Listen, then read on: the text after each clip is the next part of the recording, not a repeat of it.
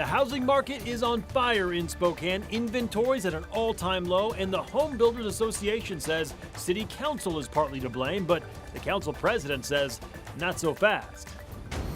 Temperatures soared into the 80s for today, but I'm still tracking the chance for some showers or thunderstorms this evening and how much colder temperatures will get for tomorrow and the Mother's Day weekend.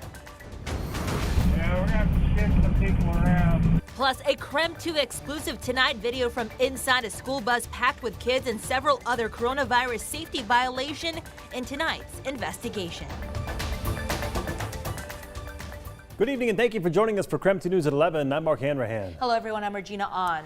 We are tracking some breaking news right now. There is heavy police activity near North Regal and East Sinto near Chief Gary Park. Spokane police and the SWAT team have the area surrounded at this time. Joshua Robinson live there right now. So Joshua, what can you tell us at this hour? Hey, Regina, Mark, yeah, we're in that neighborhood right now. There's about a half dozen police vehicles in the area, including the SWAT vehicle. I'm going to step right out of the way right now so you can see what's going on as we tell you what we have learned so far. We have learned that marshals have a warrant out for a male suspect right now. Spokane police and SWAT teams are helping out with this arrest, and the man is allegedly wanted for drug distribution. It is not known right now if he is armed, but there is an indication that he might be, of course, since this SWAT unit is here right now. We have been told by the PIO with Spokane Police that there is no threat to the public right now. And of course, just to let you know what has been developing over the last few minutes as we have been standing here, what we have heard is what sounds like SWAT members attempting to use a speaker to talk to the suspect who they believe is inside. We have heard them say that the suspect is under arrest. We have also heard them say if the suspect does not respond, that the suspect might be subject to forcible response from police. Of course, this has been a very quickly changing scene over the past few minutes since we arrived, so keep your eyes on KREM.com and we'll let you know any developments with this story. Mark, Regina. All right, Joshua, thank you for that. New information now. The Pentagon says it is tracking a Chinese rocket that is out of control and could crash into Earth this weekend. And just this morning, you could actually see it over Washington, D.C. So this is video of the rocket launching last week. The Pentagon says it is monitoring the uncontrolled re-entry into the atmosphere. No one's quite sure where it will land. Experts say it will probably end up crashing into the ocean, and the risk to people is very small at this point. Washington State University is seeking a tuition increase for the 2021-2022 school year. The Board of Regents will meet tomorrow to consider raising tuition by 2.5%. The university says the extra money will go towards mental health support, housing, and food insecurity services.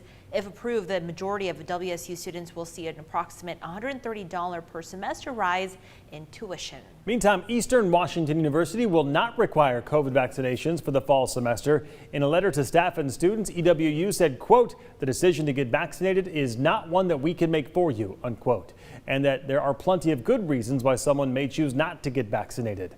A number of colleges in the state have announced that they are requiring a vaccine for all students and staff, including Washington State and the University of Washington. New at 11 now, it's a war of words over Spokane's current housing crisis as the local housing inventory is the lowest it's ever been, and now the Home Builders Association is shifting some of the blame to City Council. However, Council President Brian Beggs is pushing back. He calls the claim a political hit piece aimed at being divisive ahead of council election season. KREM 2's Joshua Robinson filed this report before he went to breaking news. Government Affairs Director Isaiah Payne says, yes, home prices are profitable, but that right now Spokane is desperately underbuilt in terms of homes available to buy or rent. We do want to make sure that people who work in Spokane can afford to live in Spokane. And that's really being put in jeopardy right now. So when 76% of people who are in Spokane can't afford to buy a home in Spokane, we think that's problematic. Payne says he's calling on policymakers and legislators to step up with this press release issued today, claiming Spokane's housing crisis is not a priority to City Council. In November, we saw in the same night the City Council passed a sales tax to be able to support affordable housing, and in that same night they denied a project that would provide more housing units and help achieve the density that the City Council has claimed that they want. I took these statements to City Council President Brian Beggs, whose first reaction was, I see signs of election filing season, which is coming right around the corner. So this is really just trying to change the narrative about the city council races that are coming up. Begg says the Home Builders Association is cherry picking around the bigger picture, saying specifically in response to that November council meeting, They left out the fact that we approved several rezones that same night that allowed for way more housing. And they left out, I think most significantly, people don't understand, within the last 3 years, we increased multi-family housing unit authorization by 50%. And as both sides seek for the perfect middle ground to move forward, both sides also seem to see nothing but conflict from the other. We've given them some ideas in the summer and the fall. We have kind of a list of things that we said, hey, we can implement these things right now. Some small adjustments, but it will impact our ability to provide more housing units. Those things have been punted on. We are in a housing crisis and we need more housing yesterday. So we share in that belief.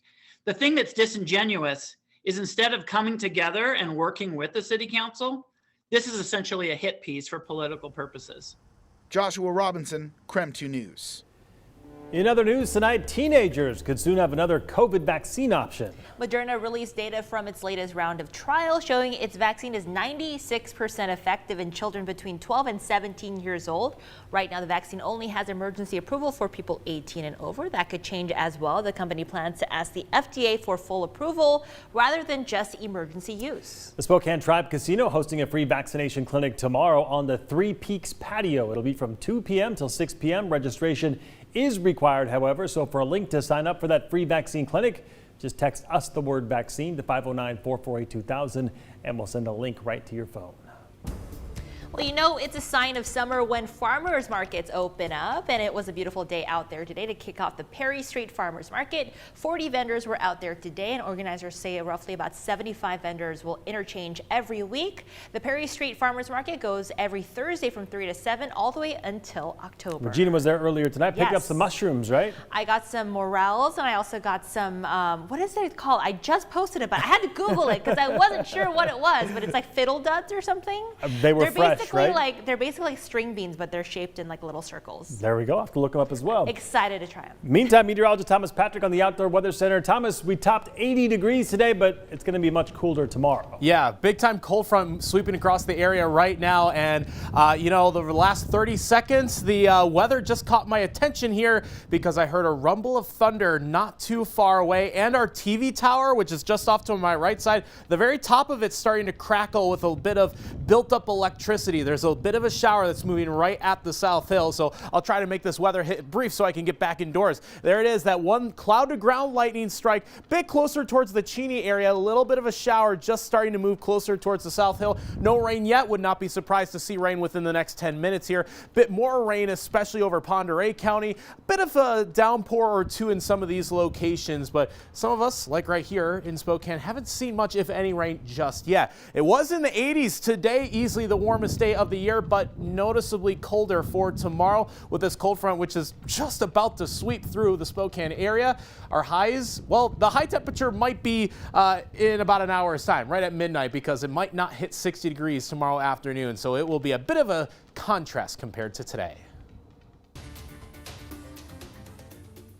Today we had the worst nightmare a school district could encounter.